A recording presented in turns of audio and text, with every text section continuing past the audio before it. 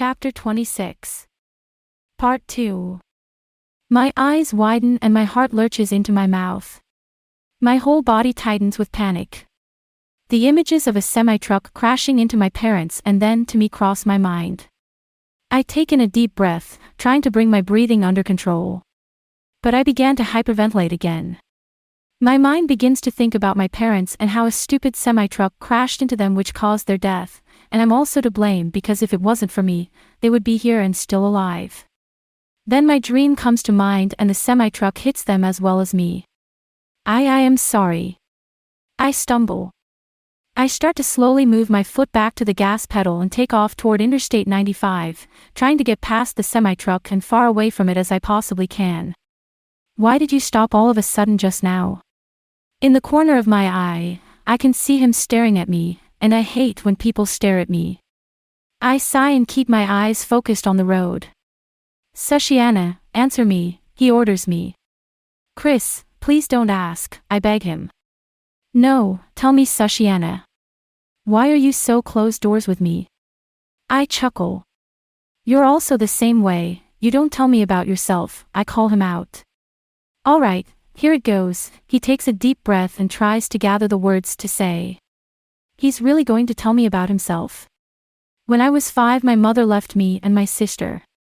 My sister was at the time 10, she's 5 years older than me. I didn't know he had an older sister, but then again I really don't know much about him. He continues. My mother was a drug addict and I don't know if she still is, I haven't spoken to her since I was 5 years old.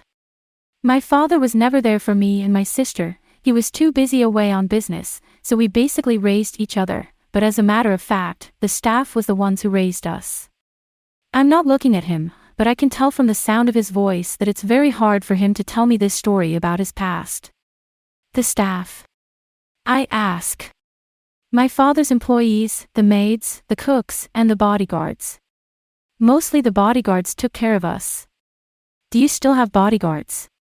I'm intrigued now. He sighs.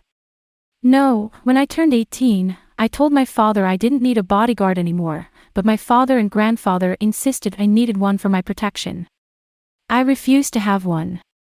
Oh, do you speak to your father and grandfather, still? I ask.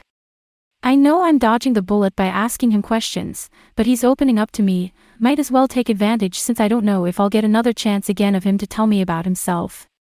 I don't get along with my father and don't ask why because when I talk about him, I start to get extremely angry, and I don't want to be irritated.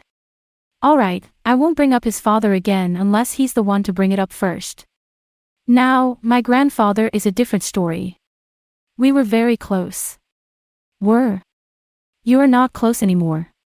I question. Yes, were. He passed away about a year ago. Oh, Chris. I'm so sorry, I say, and I feel guilty asking him that question about his grandfather. It's okay, he tells me with no remorse. Now it's your turn. Tell me, why did you all of a sudden stop when that semi-truck pulled into our lane? I breathe deeply. Since he told me a little about himself, might as well get it over with and just tell him. Here it goes. Okay. I got panicked because...